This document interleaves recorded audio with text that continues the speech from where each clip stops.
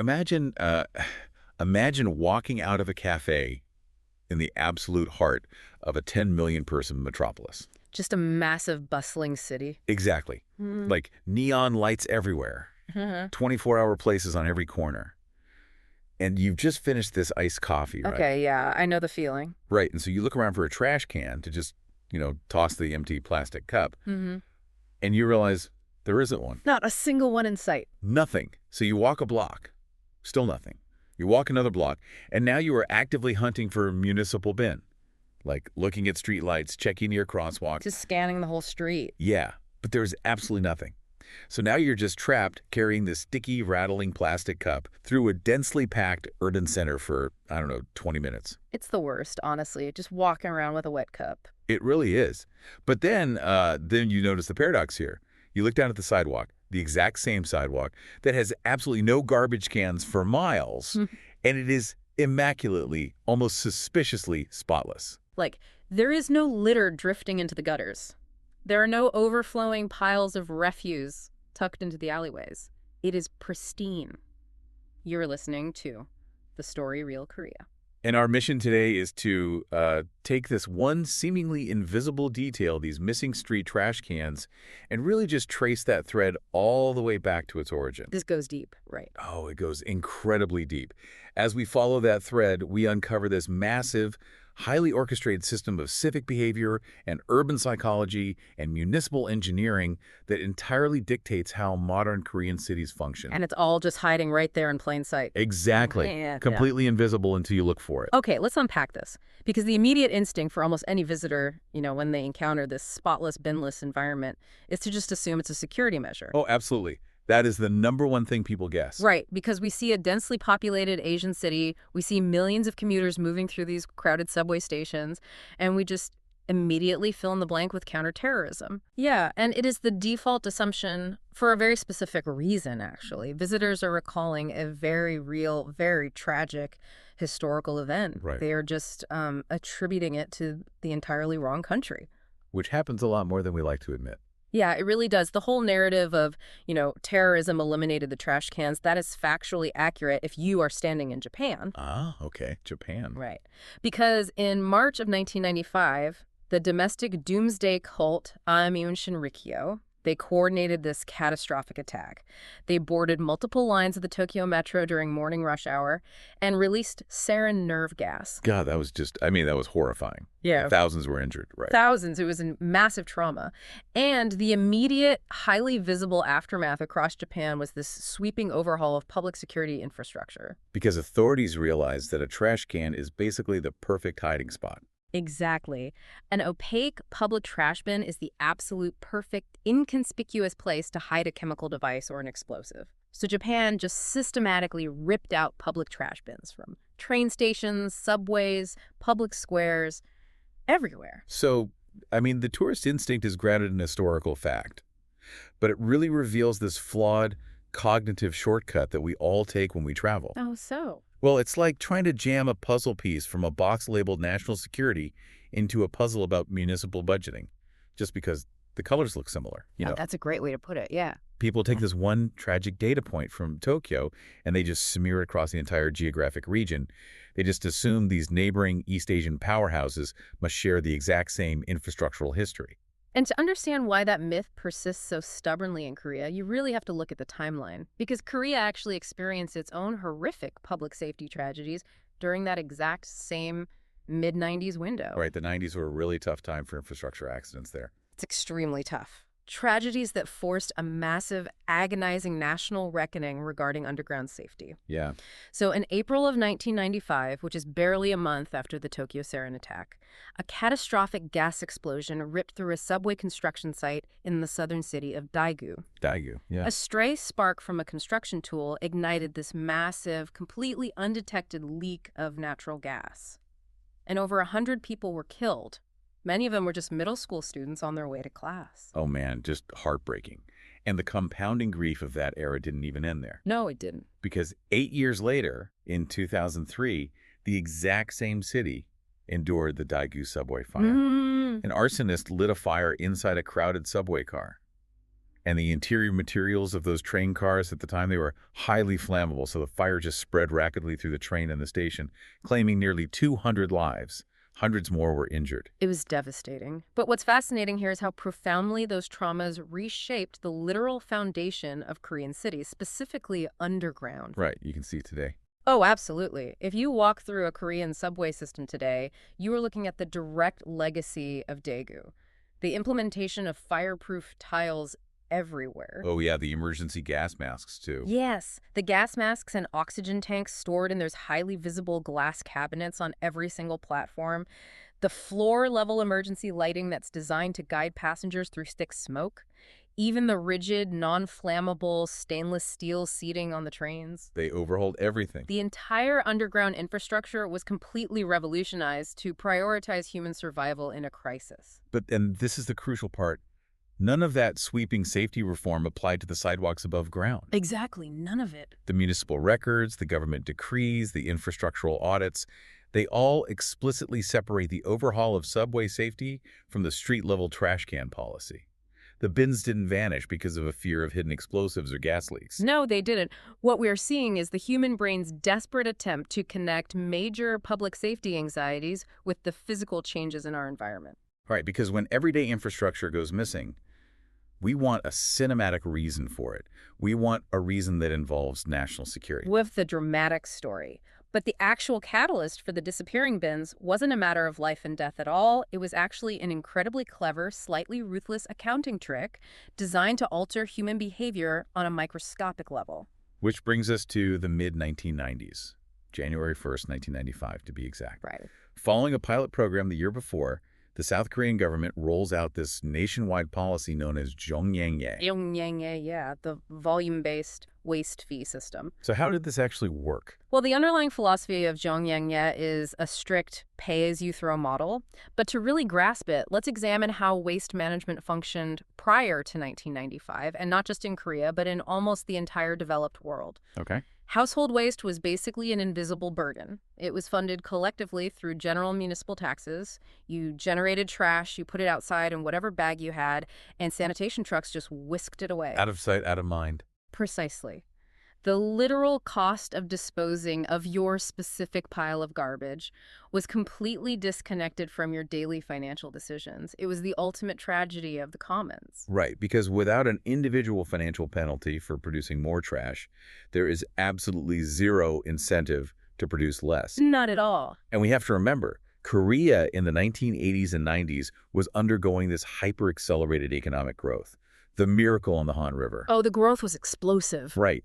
And with exploding wealth came exploding consumerism, and the country was quite literally running out of physical space to put all the resulting garbage. Yeah, you look at places like landfills like Nanjido and Seoul. Which was once a beautiful island, right? It was, and it had been transformed into this mountain of trash nearly 90 meters high, just a towering pile of garbage. The environmental crisis was reaching an absolute breaking point. So the government introduces this volume-based waste fee. And the mechanics are really brilliant in their simplicity. Very simple. If you want to throw away general non-recyclable household garbage, you cannot use a random black plastic bag from under your sink anymore. You must go to a convenience store or a supermarket and purchase a specific, brightly colored, official government-issued trash bag. Right, and the genius of the system lies right there in the transaction at the cash register. Yeah. Because the price you pay for that physical bag, that actually is the municipal disposal fee. The cost of waste management is baked directly into the plastic itself. Wow, so you're buying the service by buying the bag. Exactly. If you throw away more trash, you run out of bags faster, you are forced to buy more bags, or you have to buy the larger, significantly more expensive sizes. The financial burden of waste management is violently shifted from the invisible realm of municipal taxation right onto the kitchen counter of the person generating the waste. But wait. Getting millions of people to suddenly start paying out of pocket for a service that was entirely free the day before? I mean, that sounds like political suicide. It was a massive gamble. How do you even enforce a system that demands every single citizen voluntarily accept a new daily microtax on their own existence? Well, you incentivize the alternative. The government made recycling entirely free. Ah, okay. Yeah, so paper, clear plastics, colored plastics, glass, aluminum cans. If you meticulously sort those and place them in the designated communal bins, it costs you absolutely nothing. So you only pay for the true garbage. Right. Only the mixed general waste goes into the expensive Zhongyangji bags. Yeah. So suddenly, every time a citizen scrapes a plate or, considers throwing out a cardboard box without breaking it down, they are consciously aware that they are filling up a bag that cost them hard-earned money. The financial math of everyday life just changed overnight. Literally overnight. And the data from that initial rollout is just staggering. In just the first year of the program, the number of households actively participating in the paid waste disposal system jumped from roughly 1.69 million to 2.97 million. Nearly doubled. Yeah, the system made citizens immediately financially responsible for their own environmental footprint. It achieved its primary goal. It really did. But it simultaneously triggered this massive behavioral loophole. Because of course it did. People are people. Exactly. Planners often design systems for the idealized citizen rather than the pragmatic one. When you put a price tag on household garbage, human nature immediately starts looking for the cracks in the system to avoid paying. So let's put yourself in the shoes of a resident in 1995. You are holding a bag of mixed household garbage. You do not want to spend money on the official government bags. Right. You walk out your front door, you look down the street, and sitting on the corner is a large, free, city-funded public trash can meant for pedestrian litter, like a newspaper or a candy wrapper. And the collective realization across the population was instantaneous. It must have been chaos. Oh, almost immediately after the pay-as-you-throw system launched, the public street bins became the ultimate vulnerability. Citizens began sneaking out with their household trash, dinner leftovers, massive bags of unseparated waste, week-old garbage, and aggressively snuffing it into these public bins. I mean, the logistics for the sanitation departments must have collapsed almost overnight. A bin designed to hold a few dozen coffee cups and crumpled receipts is suddenly overflowing with ratting fish bones, broken household items, and massive contractor bags. Just piled up on the sidewalk? It completely undermined the economic border the government had just spent years developing around household waste. How do municipalities even begin to police something like that? Yeah. Do you hire thousands of sanitation officers to stand guard at every single trash can in Seoul? Why couldn't? The cost of enforcement, installing cameras, posting guards, creating this complex ticketing infrastructure, it would have vastly outweighed the revenue generated from the official trash bags anyway. So they were losing money and dealing with a massive mess. Exactly. The government faced a total crisis of compliance. And the solution they arrived at is just a masterclass in blunt force, literal policymaking. Yeah, they didn't mess around. No, they diagnosed the infrastructural weakness, which was the physical bins themselves, and decided to just excise them from the environment. If there is no bin on the street corner, there is no physical location for you to dump your smuggled household trash. It is the governmental equivalent of saying, if you keep losing your phone, the most effective solution is to confiscate your phone. That's a perfect analogy. And the scale of the removal is just wild. Yeah. Let's look at the raw numbers for Seoul. In 1995, as the system was rolling out, the city maintained roughly 7,607 public street bins. Okay. Over the subsequent decade, to protect this economic experiment, they systematically slashed that number down to around 3,707. They ripped out half of the public trash infrastructure in one of the most densely populated cities on Earth. Half of it. Just gone. So my question is, does an abrupt infrastructural amputation like that show a lack of government foresight? Or is it a sign of highly agile, ruthless problem solving? I mean, it leans heavily toward ruthless agility. They didn't get bogged down in decades of public awareness campaigns begging people to act morally. Right, no soft PSAs on the radio. No, they didn't rely on the slow churn of social pressure. They identified the mechanism facilitating the noncompliance, and they destroyed it. It forced the friction back onto the citizen, protecting the integrity of the nationwide economic experiment. Okay, so cutting the bins in half absolutely stops the fee dodging. But mathematically, logically, common sense dictates that fewer bins should equal a massive spike in street litter. You would think so, yeah. Right. If you remove the legal option for disposal, people generally just drop their waste on the ground. So how did the streets actually get cleaner? Well, this is where we have to move from municipal engineering into cultural psychology. Because when a state abruptly removes an easy, convenient option, it doesn't just leave a vacuum. It forces the creation of a new behavioral habit out of sheer necessity. The take-it-home habit. Exactly. You are standing on a corner with an empty plastic cup. There is no bin. The street around you is spotless, which creates this immense invisible social pressure. You feel a profound psychological barrier against being the one individual who breaks the social contract and throws a cup into a pristine gutter. Nobody wants to be that person. Right. So you slip the wrapper into your coat pocket. You put the sticky cup into your tote bag. And you just carry it all the way home. Because at home, you already possess the mandatory infrastructure, you have your designated recycling streams, and you have your official paid-for zhongyanggi bag. Yeah. So over the course of a few years, a psychological boundary was drawn in the minds of the public. The public sidewalk is no longer a catch-all convenience for your waste. Your trash is an extension of your personal property. It's yours until you deal with it. Right. It remains your physical and financial responsibility until it crosses the threshold of your own home, where the true waste management system actually operates. It really flips the global standard on its head. In most Western cities, the second an object becomes trash, we view it as the municipality's problem to solve. I'm done with this, take it away. Right. But Korea forced an entire population to realize that trash is personal property until it's properly processed. And the domestic processing is incredibly rigorous. Very rigorous. Korea boasts a municipal recycling rate of roughly 59%, which places it among the absolute highest in the OECD. The sorting isn't just some casual environmental gesture. It is a legally enforceable mandate. The enforcement simply moved from the unmonitorable public street corner to the highly monitored domestic drop-off points. Right, in your apartment complex or neighborhood. Yeah.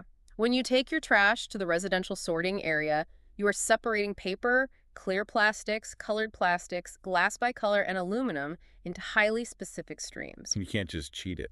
No, if you attempt to cheat the system, if you throw recyclable plastic into the expensive general waste bag to save sorting time, or if you contaminate the free recycling bins with general waste sanitation, workers actively inspect the bags. They will literally dig through your trash. They will tear open improperly sorted bags, find identifying mail or receipts, and levy significant municipal fines against the household. Now, here's where it gets really interesting. If people were willing to smuggle dry wrappers and paper into public bins just to avoid paying a fee, the real breaking point for this system had to be the messy, rotting stuff.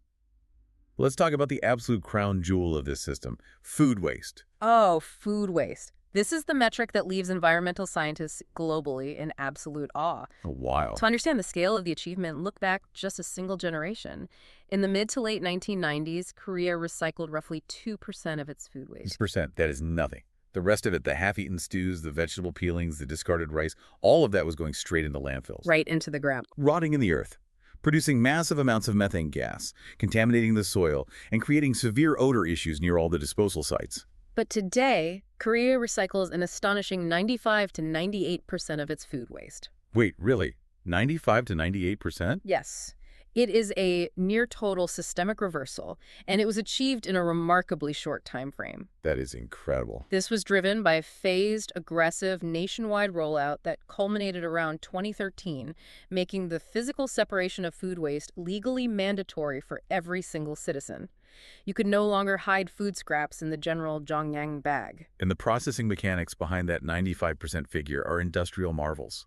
The waste doesn't just disappear, right? It is collected and transported to specialized facilities where it undergoes this intense transformation. Yeah, it's a huge operation. Much of it is processed into nutrient-rich compost for domestic agriculture.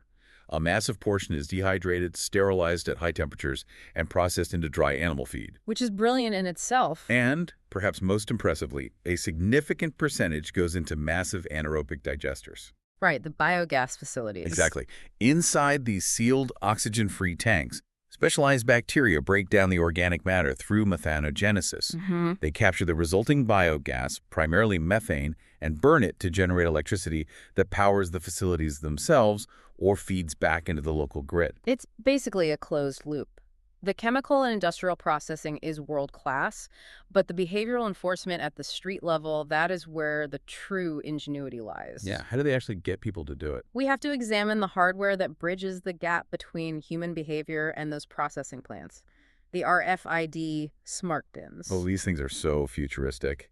This is where the behavioral incentives of the 1995 policy meet modern robotics. Basically, yeah. Walk through any residential complex in Seoul today, and instead of overflowing foul-smelling dumpsters, you will see rows of sleek, electronic, automated bins specifically dedicated to food waste. Picture a machine resembling a high-tech stainless steel mailbox. When a resident has a container of food scraps, they walk up to this machine.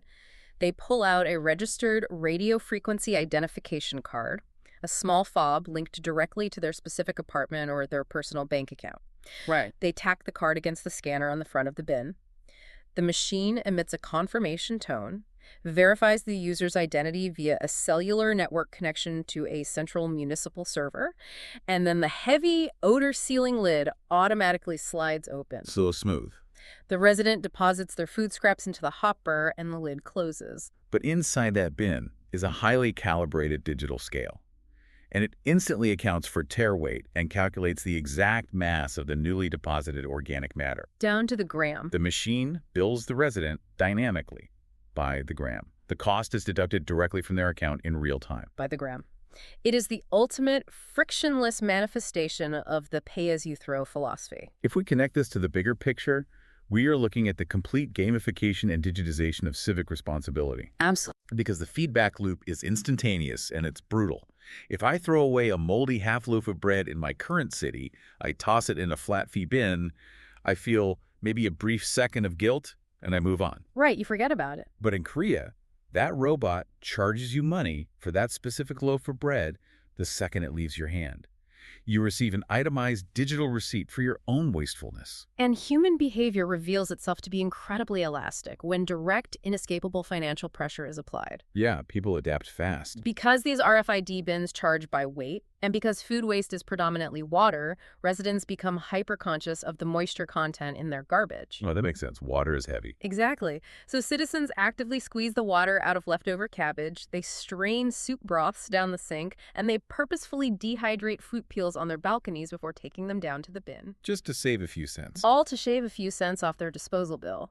Reports demonstrate that the introduction of these RFID machines alone reduced food waste generation in some municipalities by tens of thousands of tons. Tens of thousands of tons, just from people squeezing out water. Well, people simply stopped buying excess food too and stopped throwing away wet food because every single ounce had a visible price tag. Wow. By implementing this interlocking web of restrictions, removing the public bins, charging for general waste by the bag, and weighing food waste by the gram, the government successfully forced a profound psychological shift regarding the public sphere. They redefined the social contract. Completely. In New York, London, or Paris, the sidewalk is treated as a catch-all convenience. The city is expected to serve your immediate needs and clean up your immediate mess. The Korean system explicitly dictates that the city provides the transit corridor, but your physical footprint remains entirely your own problem. Because the real infrastructure of Korean waste management lives in the meticulous domestic sorting bins, the colored plastic bags in the kitchen, and the digital microtransactions at the neighborhood drop-off point. The public street was rendered essentially irrelevant to the disposal system. The spotless streets you marveled at during our opening scenario, they aren't clean because an invisible army of street sweepers is constantly working behind you. Sweeping up everything you drop. Right. They are clean because 10 million people have been conditioned, economically and structurally, to internalize the burden of their own consumption. Which, paints a picture of a flawless, frictionless environmental utopia.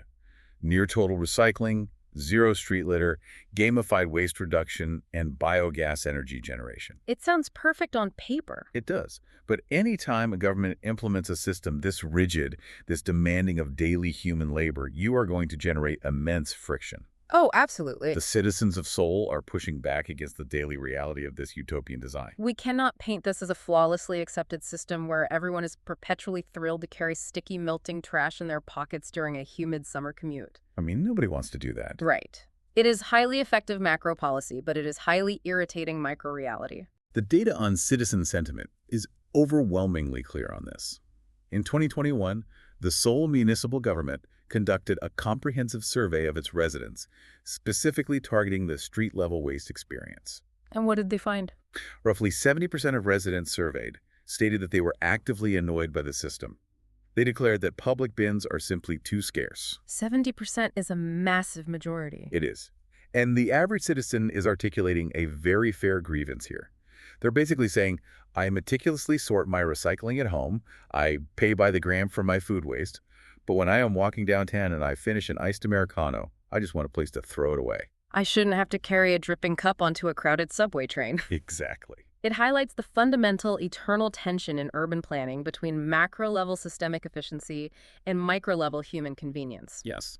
The policy is undeniably brilliant for the municipal budget and the national environmental metrics, but it willfully ignores a basic, undeniable human desire for immediate convenience in a bustling commercial environment. People want things to be easy. And when policy ignores human nature for too long, human nature engineers a workaround. Which manifests as what municipalities politely categorize as creative illegal dumping. Creative dumping. Because the reality is, not everyone takes it home. When people are denied a legitimate avenue for minor waste disposal, they spontaneously create illegitimate ones. The removal of the bins didn't perfectly eliminate litter in every context. It merely displaced it to the margins of the public square. Right. You begin to observe phenomena like the guilty corners. Describe the physical reality of a guilty corner for someone walking through the city, because it's not what people might picture. Right? You won't see a chaotic trail of wrappers blowing down a main boulevard. Instead, if you look closely at a bus stop, you might see an empty coffee cup balanced perfectly on the narrow ledge of a glass partition. Just sitting there. Exactly. Or you might spot a small, tightly consolidated pile of napkins tucked discreetly behind a green electrical utility box on the sidewalk. Or you might find an empty cigarette pack wedged securely into the metal grating of a tree planter. So it's not malicious, chaotic littering. It is apologetic littering. Apologetic, yes. People aren't hurling their trash into the street. They are carefully placing it in areas that feel slightly hidden. Or, crucially, in places where someone else has already dared to leave a cup. Ah, right. It is the broken windows theory operating in miniature. If one person wedges a cup behind a utility box, the next person walking by feels a subtle psychological permission to add their cup to the pile, spontaneously creating an ad hoc, illegal trash zone. It is the friction of the system making itself visible. It directly echoes the initial compliance crisis from 1995.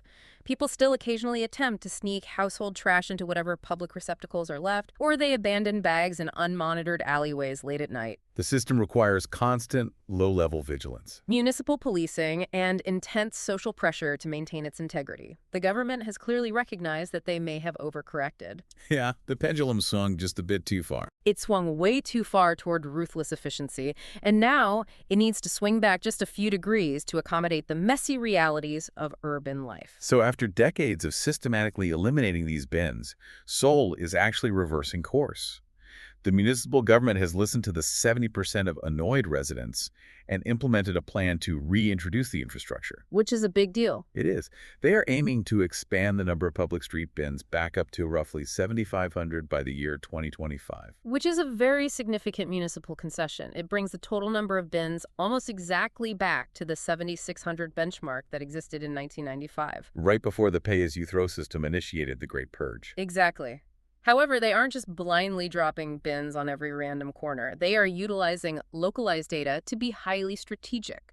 They're targeting high-traffic pedestrian corridors, major tourist landmarks, and heavily utilized bus stops. The exact geographic coordinates where the creative dumping and guilty corners were manifesting most frequently. Right. They are yielding to the inevitability of the coffee cup. But they aren't just rolling out the old, ugly utilitarian metal boxes from the 90s. No. The city decided that if they're going to reintroduce this highly controversial piece of infrastructure, they need to actively manage the psychology of the public interacting with it. So they commissioned a prominent design firm called SWNA to completely reimagine the municipal trash can. And the design mandate given to SWNA was incredibly specific and culturally revealing regarding how governments attempt to soften authority. The design firm created bins that are universally described as cute. The cute trash cans. Literally cute. They feature soft, friendly, rounded edges. They lack any harsh industrial geometry. They just look approachable.